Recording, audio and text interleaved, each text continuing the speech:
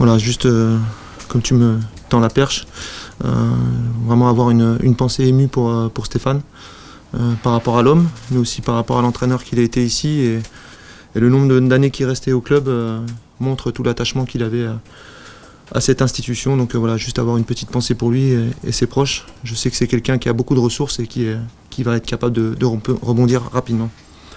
Après, par rapport à ta question, c'est jamais une situation facile. À chaque fois, c'est dans un contexte particulier.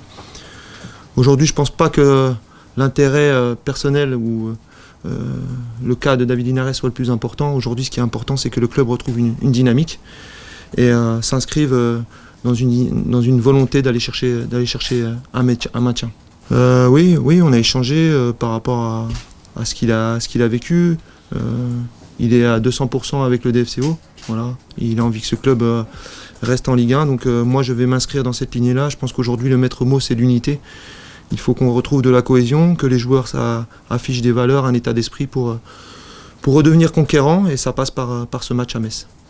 C'est jamais évident. Je pense que dans ces cas-là, on se sent tous responsables. Après, moi, j'ai envie de me servir aussi de ça pour qu'ils prennent conscience que vraiment les premiers acteurs, ce sont eux et qu'ils ont un rôle prépondérant à jouer. Nous, on est juste là pour les accompagner, pour essayer de les amener au mieux de leur performance.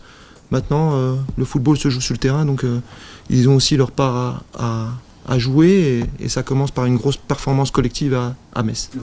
Forcément, quand on est une équipe de Ligue 1, quand on est qu'on aspire à jouer des matchs pour les gagner, qu'il y a un manque de résultats, il y a forcément des choses qui interpellent. Donc la relation entraîneur-entraîné est souvent pointée du doigt.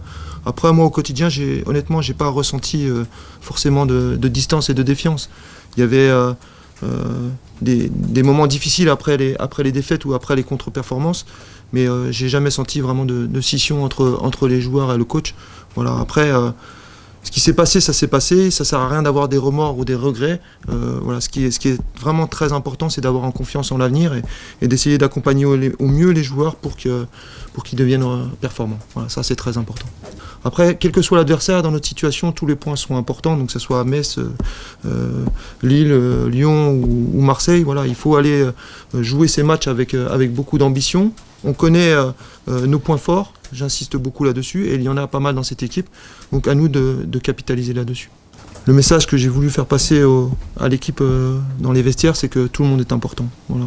Il y a des choix qui vont être faits ponctuellement par rapport à un match, mais je veux vraiment qu'il y ait une dynamique de groupe et que la confiance s'instaure dans le vestiaire et que chacun soit des leaders positifs. Voilà.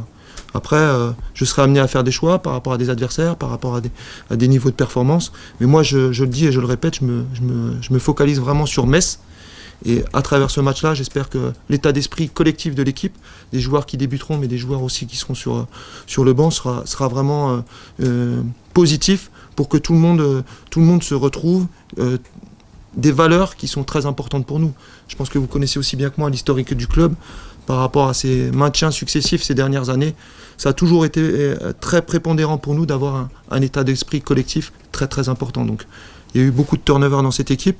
Maintenant, il faut instaurer cet état d'esprit pour que tout le monde s'inscrive dans cette dynamique. Au niveau médical, par rapport à l'infirmerie, il y a Yacine Benzia qui est toujours en convalescence par rapport à son accident et sa main. Et il y a Junior aussi, Dina Mbimbe, qui a ressenti une gêne musculaire. Donc on attend les examens complémentaires pour voir la gravité. Et comme tu l'as dit, Jonathan qui est indisponible par rapport à une suspension.